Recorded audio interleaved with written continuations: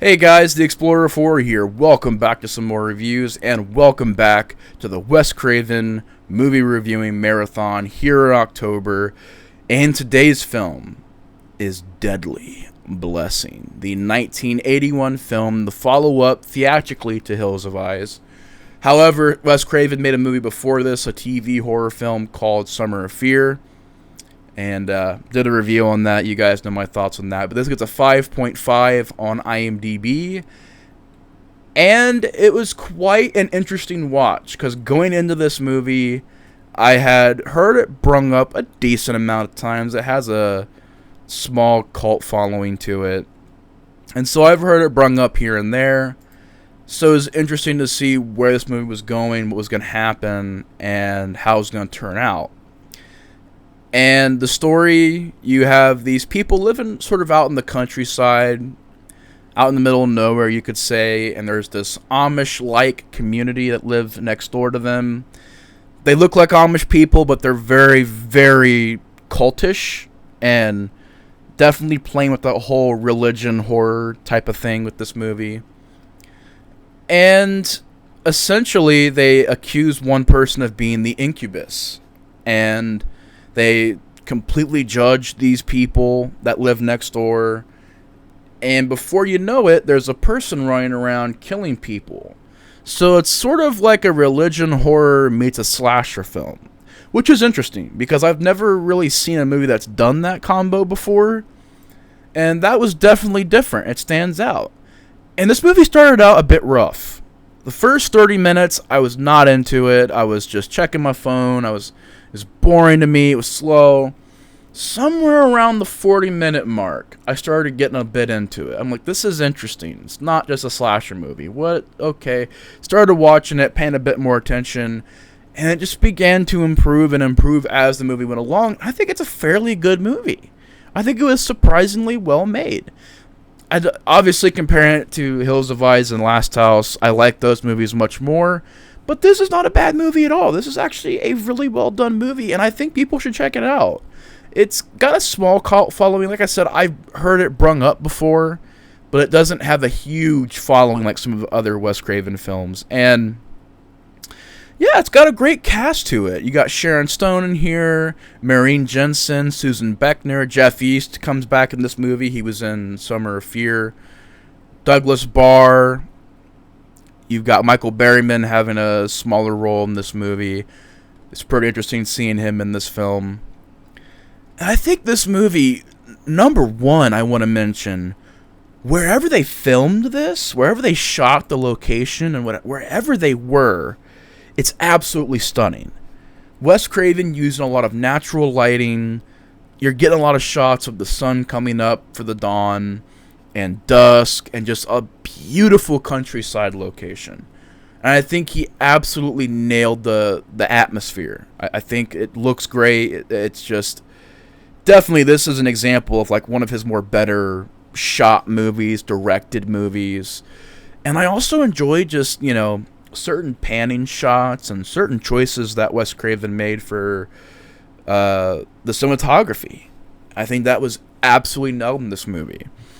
Number two, I think it's really interesting.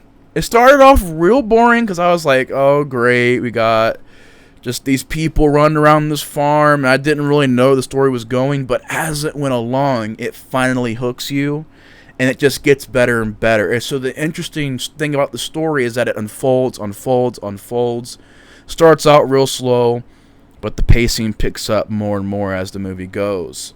And I thought that was really interesting. I haven't seen a movie in a long time that's done that, where it starts out slow, ends fast, with like a lot of murders, mayhem, cars being set on fire, and the ending, which we'll get into. So I thought that was interesting. I liked how it kind of had a snowball effect. As it went along, it got better and better. You got some practical effects. This technically, I guess, is a slasher movie, because you do have a person going around stabbing people and killing people. But it's not a focus on it. It's not like there's not like 10 kills in this movie, and they're all bloody and gory. You do have some stabbings. They look fine, practical effects. But really, it plays into the mystery of it all. You're wondering, does this crazy religious group, do they tie into this at all? And your default way of thinking is, okay, somebody's killing them from the religious family. And it ends up not being that. And the interesting twist is definitely a original one. And the very end is definitely out there. But you find out some of the friends in the group are killing these people off. And you have some gunfights, people getting blown away with shotguns, shot with pistols. And the movie ends with the Incubus, this chick that's been labeled the Incubus, and this cult.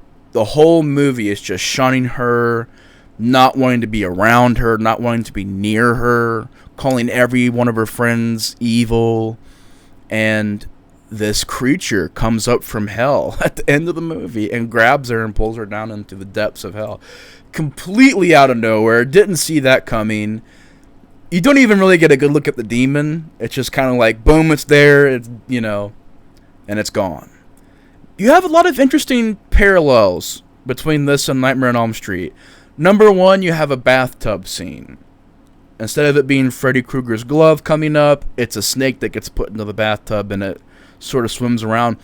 And I'll give the actress credit. I mean, it's a real snake in there moving around, and she's around a real snake. So I'll give her that. And it's the exact same shot as Nightmare on Elm Street. Instead of the glove going in between the legs, it's the snake.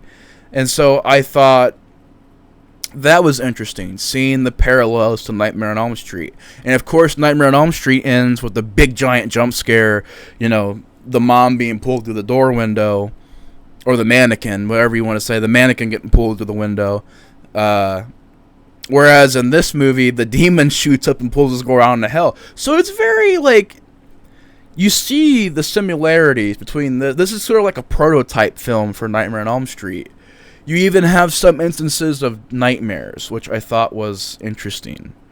And, yeah, I mean, I think this movie's pretty well made. It's slow in the beginning. The pacing could have been fixed. An hour and 40 minutes, it could have been trimmed down. I think the pacing at the very start, which is very bad, because you can kind of deal with middle pacing being slow, but even ending pacing kind of slowing down, I find it interesting. I know a lot of people don't like it, where it kind of slows down at the end and then maybe at the very end becomes an action scene.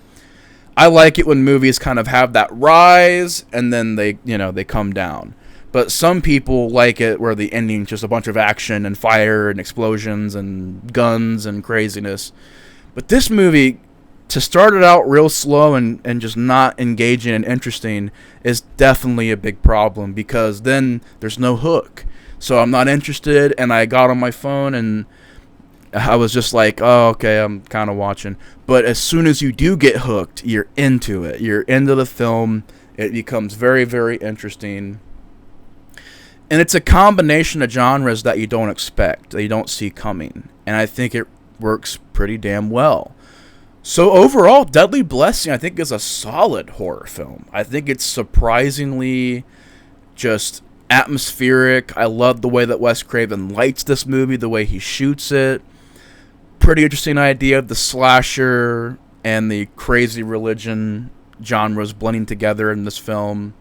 I like the actor who is the sort of father character to the Jeff East character. He's sort of the main guy of the religious group. I thought he had a presence to him. He was unlikable. I thought he had an interesting approach to the performance of this character. And yeah, I mean, it's just a solid movie. I think as it went along, I got more and more into it, and I can say overall, I'll give it a 3 out of 5. It's solid. It's really enjoyable. But anyways, that's going to do it for my review of Deadly Blessing. It's definitely a decent film. I enjoyed it.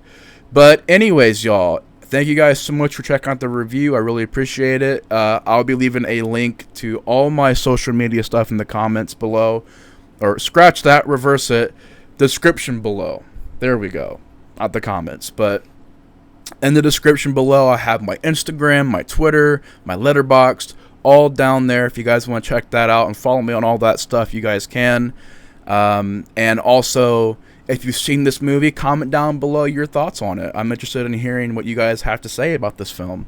But anyways, thank you guys so much for watching. Take care, and the Explorer 4 is out, and the journey continues. I'll be seeing you guys next time with my review of, I believe, Swamp Thing. So I'll see you guys then. Explorer 4 is out. Peace!